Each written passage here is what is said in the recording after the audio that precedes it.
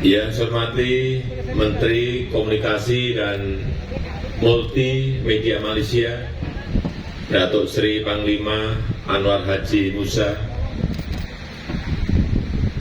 Yang saya hormati Yang Mulia para Duta Besar negara-negara sahabat.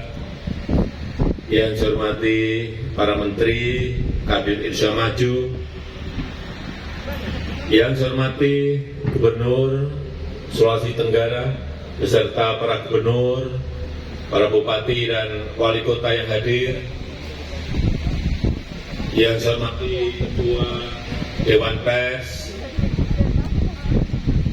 Ketua PBI Pusat,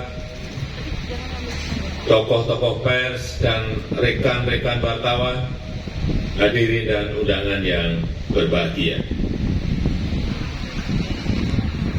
Pertama-tama, atas nama masyarakat, bangsa, dan negara, saya menyampaikan selamat Hari Pers kepada seluruh insan pers Indonesia dimanapun berada. Sekaligus ucapan terima kasih, meskipun berada dalam situasi pandemi, insan pers tetap bekerja, terus menyampaikan informasi, meningkatkan literasi, membangun optimisme, dan membangun harapan, sehingga masyarakat tetap tangguh menghadapi dampak pandemi COVID-19. Tadi Pak Atta Depari menyampaikan mengenai urusan vaksin yang saat itu dari PBI meminta untuk didahulukan, dan saat itu memang kami hanya bisa memberikan 5.000 dosis vaksin saat itu. Saat ini kalau PBI masih minta lagi, Pak Depari, kami ada stok 143 juta. Jadi Bapak mau minta berapa akan saya beri sekarang juga. Karena stoknya banyak. Dan yang sudah kita suntikkan kepada masyarakat sampai saat ini, sampai hari ini, sudah 325 juta dosis. Baik itu dosis pertama, kedua, maupun dosis penguat atau booster. Bapak Ibu sekalian yang saya hormati, saya tahu dalam 2 tahun terakhir industri pers nasional mengalami tekanan yang luar biasa sederhana. Mengatasi tekanan akibat pandemi, mengatasi tekanan akibat disrupsi digital, dan juga mengatasi tekanan dari berbagai platform raksasa asing yang menggerus potensi ekonomi dan pengaruh media-media arus utama.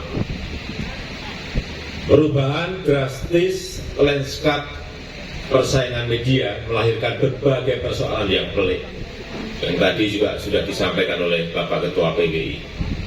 Munculnya sumber-sumber informasi alternatif, tumbuh suburnya tren informasi yang semata mengejar jumlah klik atau views, membanjirinya konten-konten yang hanya mengejar viral, masifnya informasi yang menyesatkan bahkan adu domba, sehingga menimbulkan kebingungan dan bahkan perpecahan. Insan pers yang saya banggakan, dalam kondisi yang penuh tekanan ini, media-media mainstream, media-media arus utama harus secepatnya bertransformasi, harus semakin inovatif, meningkatkan teknologi untuk mengakselerasi pertumbuhan yang sehat, membanjiri kanal-kanal dan platform-platform dengan berita-berita baik, mencerdaskan dan mengisi konten-konten yang berkualitas dan menjadikan kepercayaan dan integritas sebagai modal untuk merebut peluang-peluang yang ada. Pers Indonesia harus mampu memperbaiki kelemahan sambil melanjutkan agenda-agenda besar bangsa, menguatkan pijakan untuk melompat lebih tinggi, dan mampu berselancar di tengah-tengah perubahan, mempercepat transformasi digital untuk menghasilkan karya-karya jurnalistik berkualitas, lebih cepat dan tetap akurat, dan tidak terjebak pada sikap pragmatis yang menggerus integritas kita.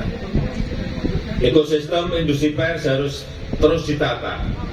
Iklim kompetisi yang lebih seimbang harus terus diciptakan. Perusahaan platform asing harus ditata, harus diatur agar semakin baik tata kelolanya. Kita perkuat aturan bagi hasil yang adil dan seimbang antara platform global dan lokal. Jadi yang disampaikan oleh Pak Ketua PBI maupun Prof. Nuh tadi, ada beberapa pilihan yang mungkin bisa segera kita putuskan, apakah segera mendorong undang-undang baru, atau yang kedua merevisi undang-undang yang lama, atau yang paling cepat adalah dengan peraturan pemerintah atau PP. Ini kami serahkan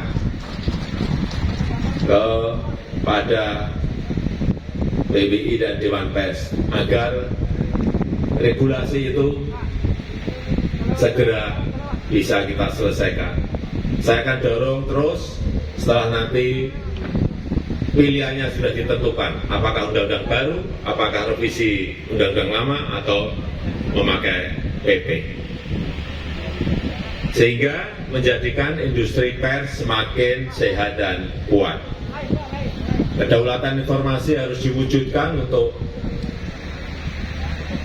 kita bersama-sama. Kita harus perkuat ekosistem industri pers nasional yang sehat, membangun dan memperkuat platform nasional periklanan, menciptakan platform video nasional agar tidak sepenuhnya tergantung pada platform video-video asing. Kita juga tidak boleh hanya menjadi pasar bagi produk teknologi digital global, dan harus secepatnya dibangun, dikembangkan platform-platform teknologi inovatif yang membantu dan memudahkan masyarakat mendapatkan informasi yang berkualitas, yang akurat, yang dapat dipertanggungjawabkan.